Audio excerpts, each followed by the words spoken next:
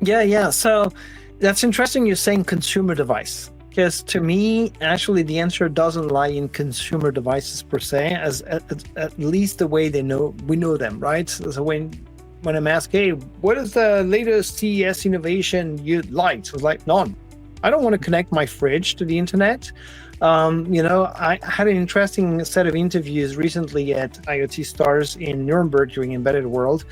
I was getting some of the thought leaders of the industry on a live interview. And I was asking all of them, what is like the exact question you just asked me, which is what is the most innovative or stupid or interesting device or IoT device you've ever seen? And they came up with really interesting solutions and ideas. Two of them really, I think make things move forward in a good way. One is this notion of a sensor embedded into cement in walls and structure like pylons and things like that in big buildings. And these little tiny sensors running on a battery are able to send information about the actual health of the cement.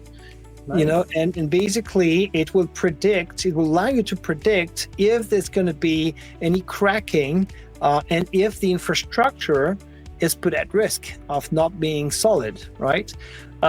Very tiny sensor running on a battery, a little bit of information, a huge impact. Think about, like tall buildings that eventually could be at risk of being demolished because there's some cracking in the cement down there that you could have identified before it was visible, and you could fix ahead of time.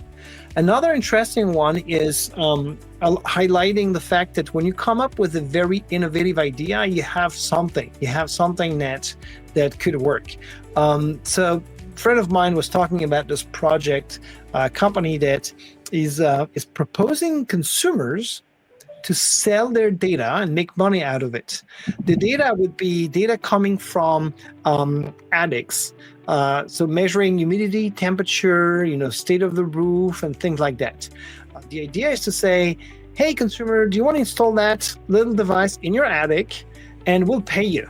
We'll pay you every month, like $20 or whatever. And the company deploying these devices is selling that data to roofing companies and other companies who really need to have this kind of data, but have no means to get it. They just go by statistics or by interviewing their customers, whatnot. Here, they have very concrete data from real life, addicts, from consumers, and they can help, put that data into manufacturing.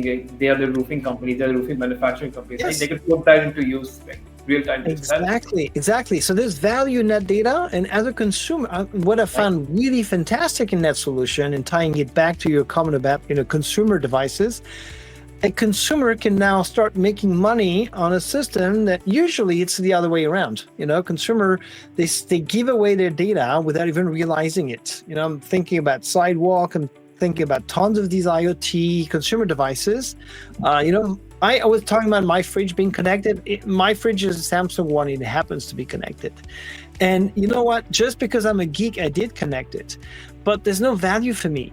I'm getting an alert when the fridge is open. Well, guess what? It will beep. I'm in the room. I know it's open. And so I don't need to have this connected fridge tell me that.